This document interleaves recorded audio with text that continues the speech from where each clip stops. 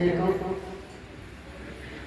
लोगों ने बड़ी तन्मयता के साथ आपके शब्दों को सुना, इसके लिए आप लोगों को बहुत बहुत साधुवाद। सभी लोग बोलिए साधु साधु साधु। इसका मतलब क्या हुआ? बहुत अच्छा, बहुत अच्छा, बहुत अच्छा, बहुत अच्छा होना चाहिए। होना चाहिए नहीं होना चाहिए? हाँ, तो बहुत अच्छा कैसे होगा? मान लेने से होगा कि करने से होगा? आज तक आप लोग मान करके चलते आए हैं, अब आप लोगों को जानने की आवश्यकता है। आप लोग बहुत धर्म कर्म करते हैं। दो चीज है, एक धर्म है और दूसरा है कर्म है। धर्म का मतलब क्या है? किसी देवी देवता के स्थान पर पहुंच गए, अगरबत्ती का पुष्प जला लिए, माथा टेक लिए, श्रद्धा अभिव्यक्त कर दी, धर्म हो गया। आप लोग तो व्रत रखती हैं बेटवा आय बढ़ाने के लिए, पति की आय बढ़ाने के लिए, लेकिन कोई ऐसा व्रत नहीं है कि पुरुष करे महिलाओं की आय बढ़ जाए, है?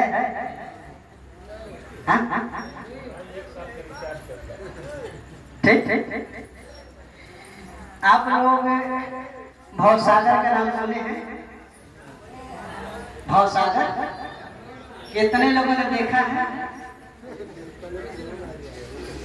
हाँ? कोई नहीं देखा है। भवसागर, भव माने संसार, ये संसार रूपी सागर है। कहाँ होता है? इसके दो किनारे हैं। आप लोग देखेंगे, अभी दिखाता है। भव माने होता है संसार। ये संसार रूपी सागर है जहाँ आना जाना लगा हुआ है। इसके दो किनारे हैं जहाँ हम जन्म लेकर के आते हैं, अमृत को प्राप्त करके चले जाते हैं। ये जन्म और मृत्यु के जो बीच की दूरी है, यही भवसागर है। जो जीवन मिला हुआ है, जो जीवन मिला है, यही भवसागर है। ये भवसागर जो है दुख से भरा पड़ा हुआ है।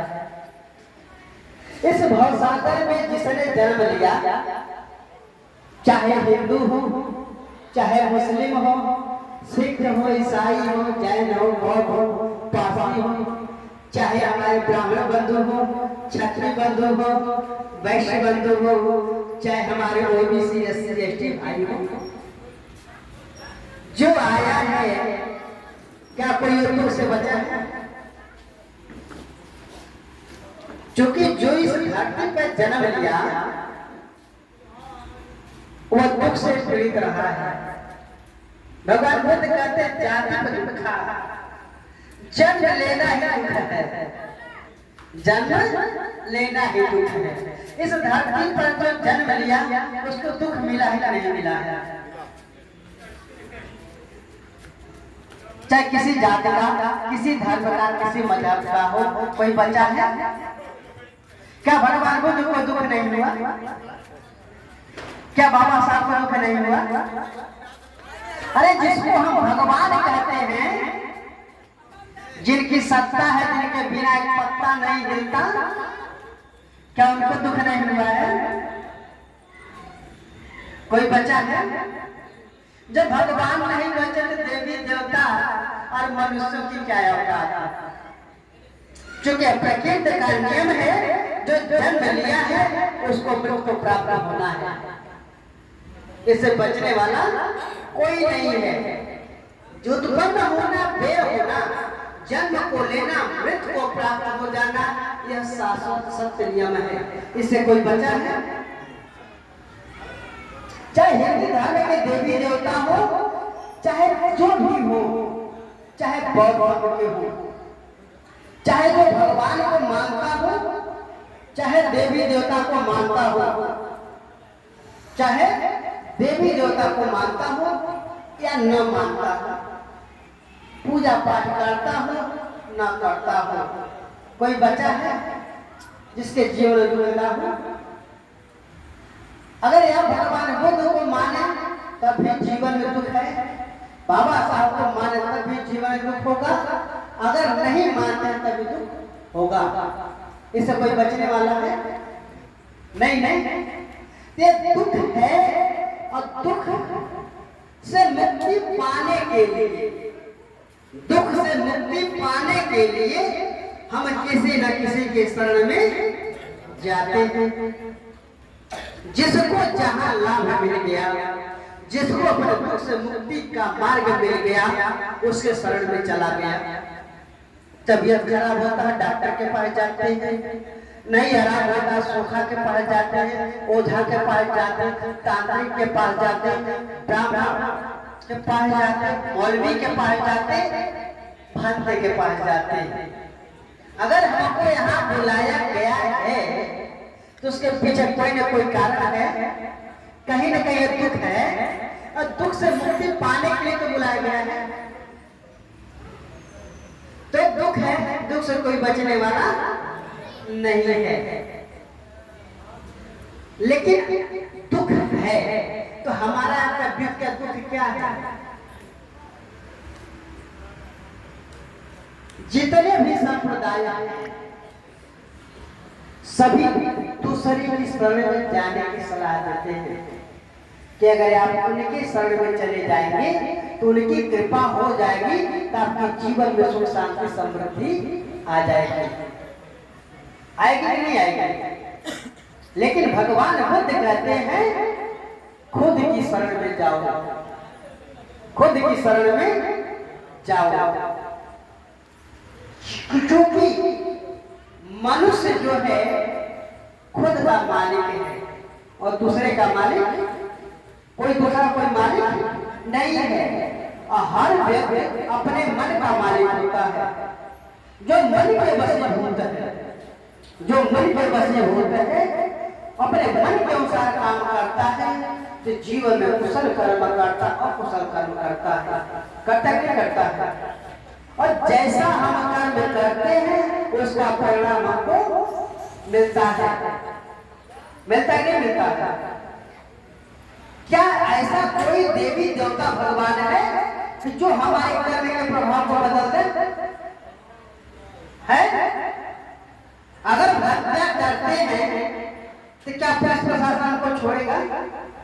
हम कितना हो जय भीम वाले बन जाए, अगर हत्या कर दें, चोरी करें, व्यभिचार करें, 420 का काम करें, नशा पत्ते का प्रयोग अगर करते हैं, क्या हम बचेंगे? प्रैक्टिकली है, करके देख लीजिए, एक हत्या करके देख लीजिए। आप किसी देवी देवता भगवान को मानने वाले हो, आप बचने वाले नहीं है। दुख है कि नहीं है? भगवान बुद्ध का जो सिद्धांत है दुख से मुक्ति का मार्ग है, दुख से मुक्ति का मार्ग है। भगवान बुद्ध कहते हैं 4 आसक्तों में दुख है।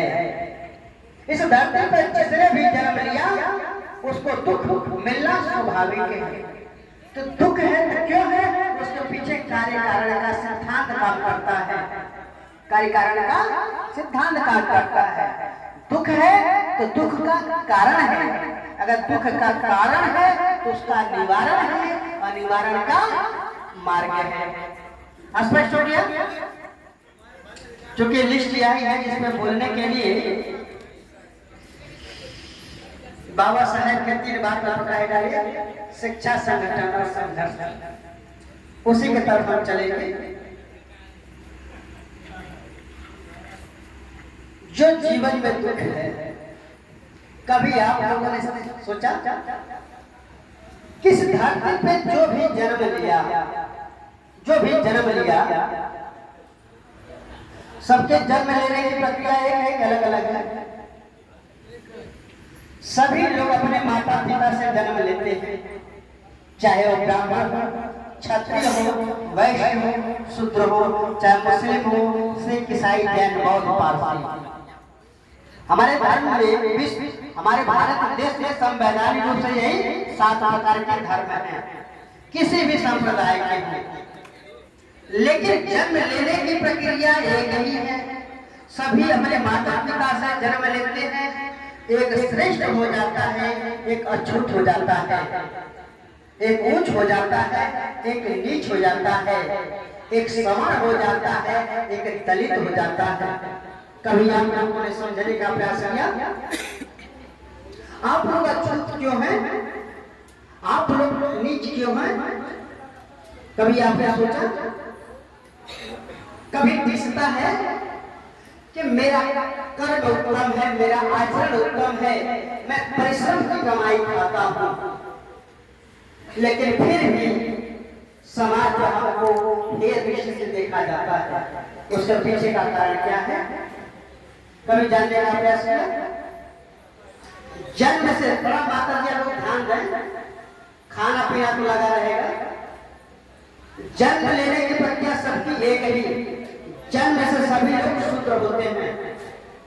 भगवान बुद्ध कहते हैं न जच्चा हो तो वसलो, न जच्चा हो तो कमर्तो,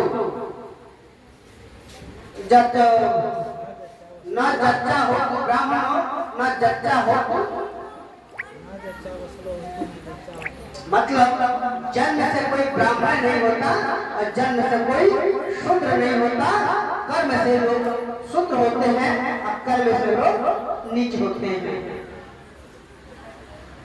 जन्म से सभी लोग शूद्र होते हैं। ध्यान दीजिए, यही एक पॉइंट है जिससे हम अछूत हुए हैं।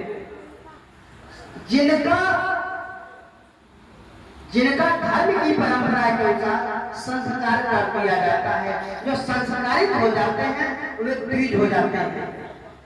जिनका संस्कार कर दिया जाता है, संस्कारित कर दिए जाते हैं, वे द्विज होते हैं, और जो द्विज होते हैं वो श्रेष्ठ होते हैं।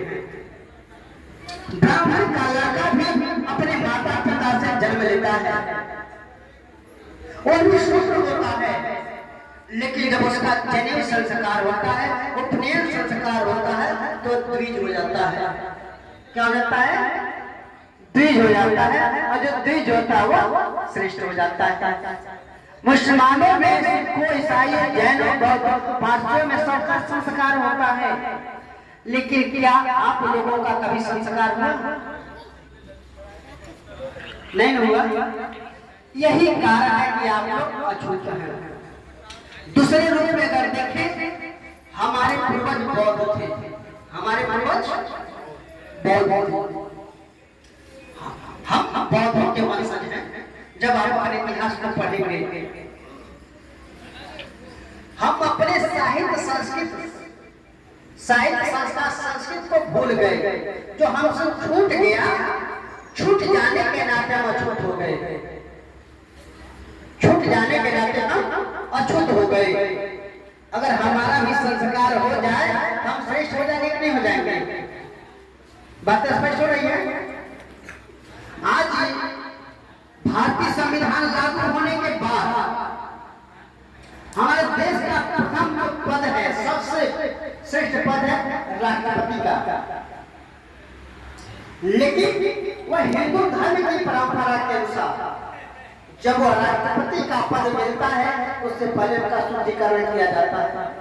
यह नहीं किया गया।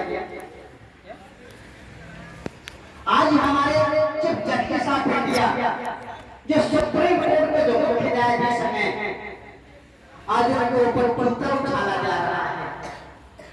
क्यों उछाला जा रहा है? क्योंकि वो हिंदू धर्म की परंपरा के अनुसार बहुत शुद्ध जाति में आते हैं। आते नहीं आते हैं? वो बौद्ध है, आचरण में है, रीति रिवाज परंपरा में बौद्ध है, लेकिन संवैधानिक रूप से वो हिंदू के रूप में आते हैं। यही कारण है। अखिल मानव अखिलेश यादव जी भी जब मुख्यमंत्री हुए थे, जब उनका कार्यकाल समाप्त होता है तो उसमें भी कुर्सी धुलवाई जाती है। क्यों? क्योंकि हिंदू धर्म की परंपरा के अनुसार आप शूद्र वर्ग में आते हैं।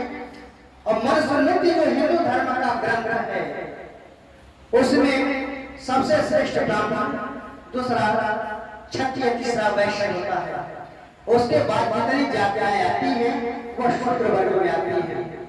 शूद्र वर्ग का काम है इन तीनों वर्गों की सेवा करना, तीनों वर्ग की सेवा करना।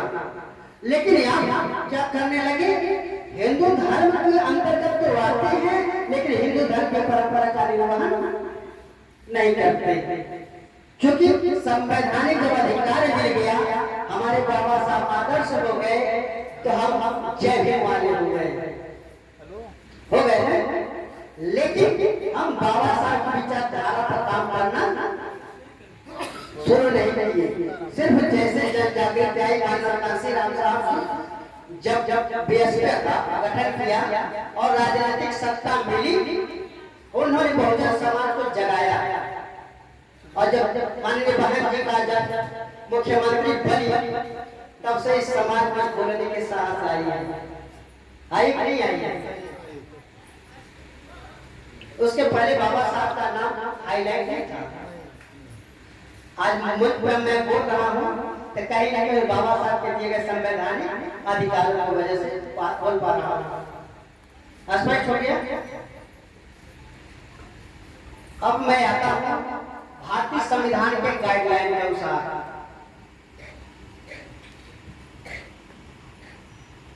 ओबीसी एससी एसटी आर्टिकल 340 से 41 यह कहता है कि जो समुदाय है यह हिंदू नहीं है। 40 से 42 स्पष्ट करता है हिंदू समाज के हिस्से नहीं है। ओबीसी वर्ग अलग है, एससी अलग है, अनुसूचित जनजाति अलग है। पुनः समझौता को आप पढ़ेंगे तो जो आरक्षण दिया गया, आरक्षण के आधार पर हिंदू धर्म को जोड़ा गया है। स्पष्ट हो गया। आप कहते हैं कि हिंदू धर्म को नहीं मानता, कहते हैं हम बौद्ध धर्म को मानने वाले हैं। बौद्ध धर्म के मानने वाले हैं, सही है, लेकिन क्या बौद्ध धर्म के अनुसार क्या आप बौद्ध बन पाए? नहीं बन पाए।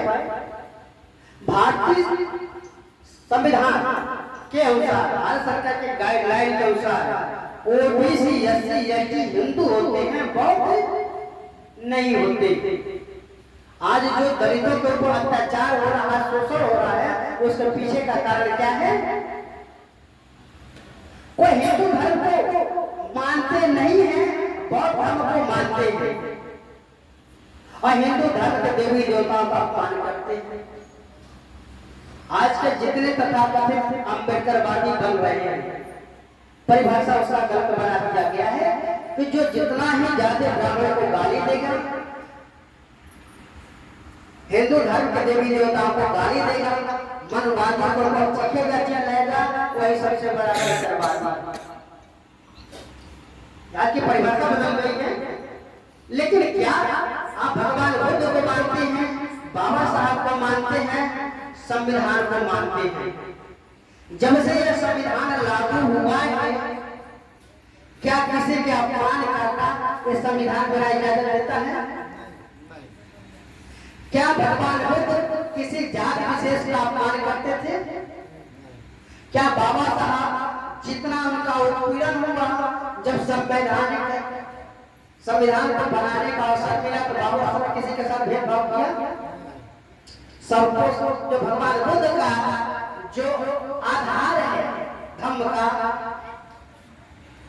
समानता, स्वतंत्रता, न्याय, बंधुता, और किसी संप्रदाय में नहीं मिलेगा। आप मनुष्य के रूप में जन्म लिए हैं, तो मनुष्य के रूप में जन्म लेने के बाद हमें 4 चीजों की आवश्यकता होती है। समानता का क्या? पहला समानता, दूसरा स्वतंत्रता, तीसरा समान न्याय, चौथा भाईचारा।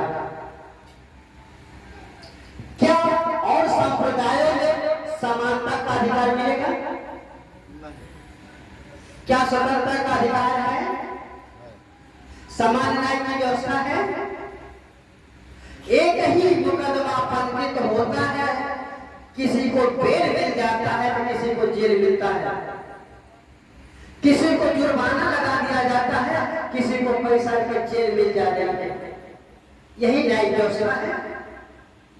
चाहे किसी जाति धर्म का मजहब का हो, अगर वह अपराध किया है तो भारतीय दंड संहिता के अनुसार उसको दंड मिलना चाहिए, नहीं मिलना चाहिए।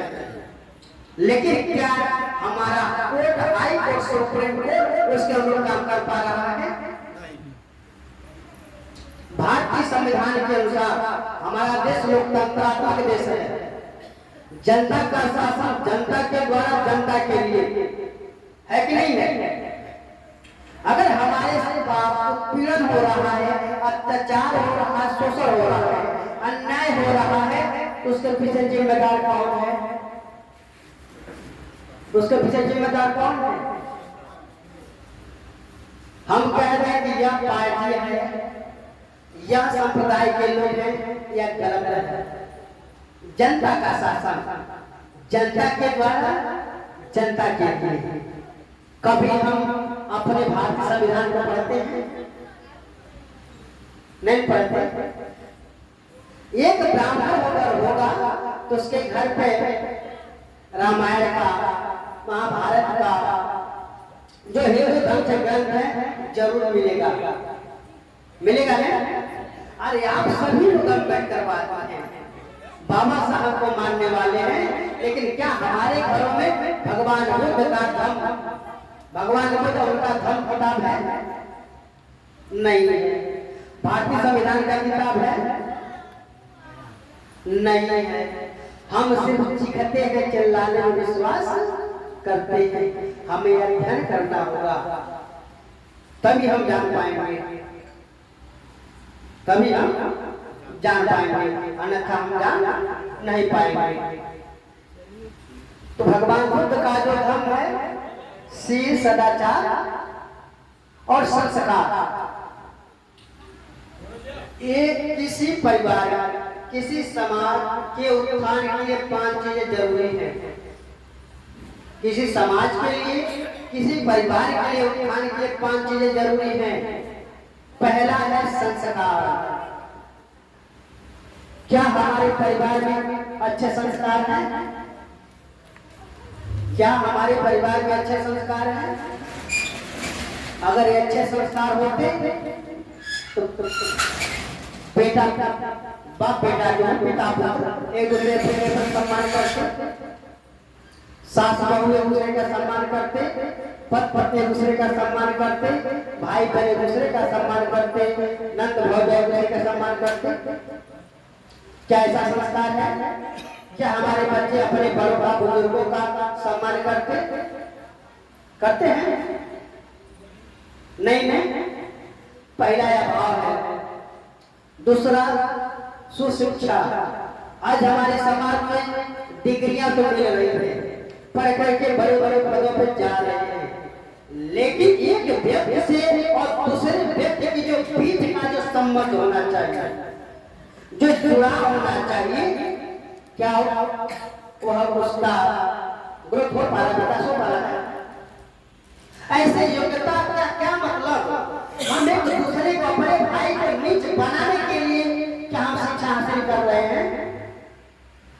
एक हमारा भाई अगर आईएएस हो जा रहा है, आईपीएस हो जा रहा है, जज हो जा रहा है, प्रोफेसर हो जा रहा है, अपने भाई को तवज्जो दे पा रहा है? दे पा रहा है? अभाव हो रहा है, नहीं हो रहा है? तीसरा है संगति। क्या हमारे लोगों की संगत अच्छी है? हम बड़े बड़े पदों पर जा सकते हैं, अपने बच्चों को अच्छा व्यवस्था दे सकते हैं, लेकिन क्या परिवेश को हम अच्छा बना पाए?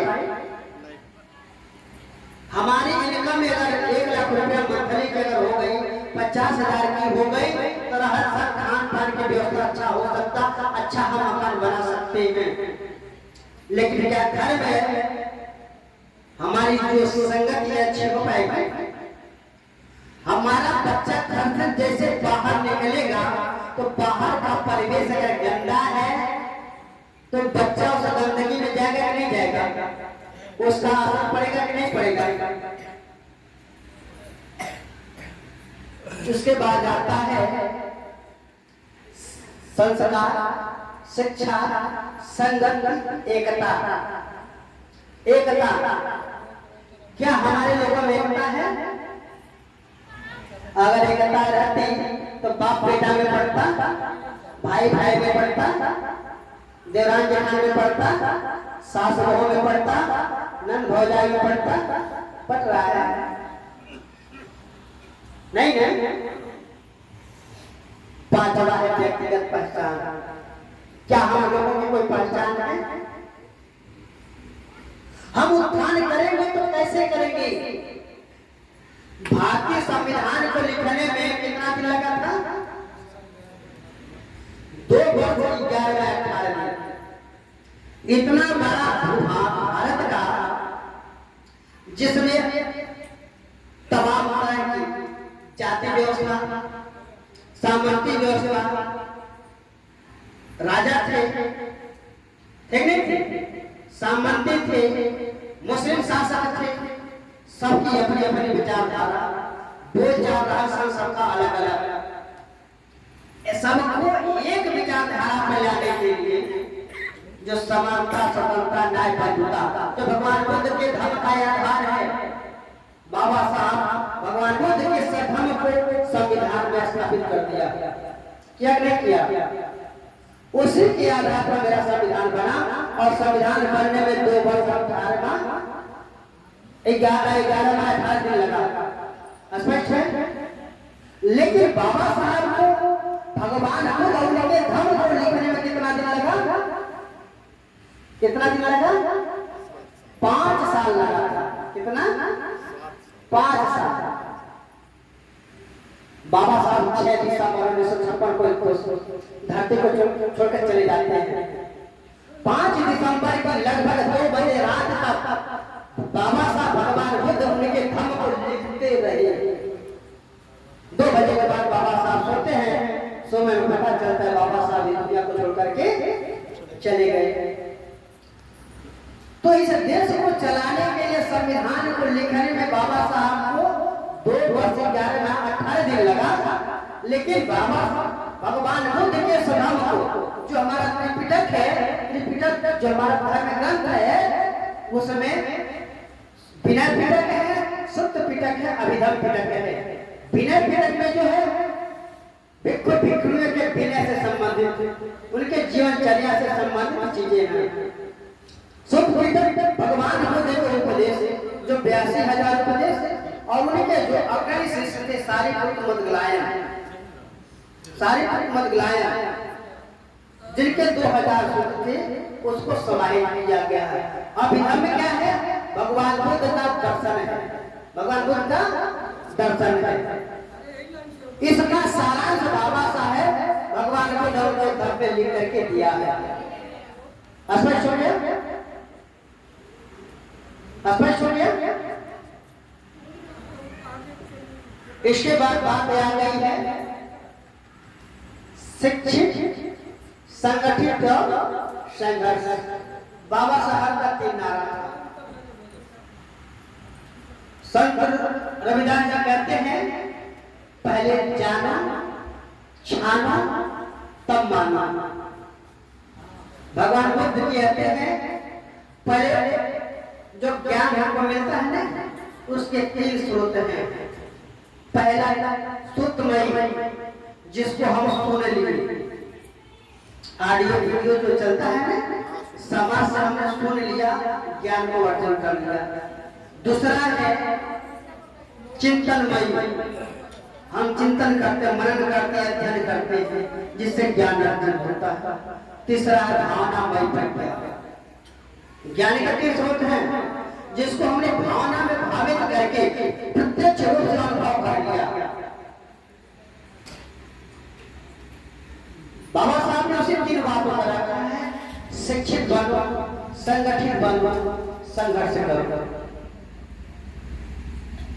समाज में शिक्षित कितने लोग हो गए? डिग्रियां सभी लोगों को मिल गई, नौकरी मिल रही है, लेकिन बाबा साहब ने कहा अपने भाइयों, तुम पढ़ लिख करके जब सक्षम हो जाना, बड़े बड़े पदों पे चले जाना, जब आर्थिक रूप से मजबूत हो जाना, अपनी स्थिति को मत भूलना, अपनी स्थिति को मत भूलना। सामान्य भाषा में कहा जाए, अपनी औकात को मत भूलना।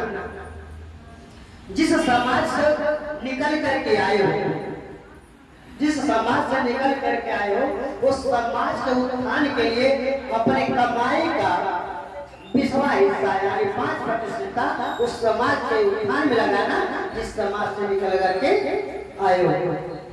फिर बैकवर्ड सोसाइटी के नाम से जाना जाता है। शिक्षित होना, बाबा साहब का उद्देश्य ये नहीं था कि सिर्फ पढ़ लीजिए, समाज के उन लोगों को भी शिक्षित करना है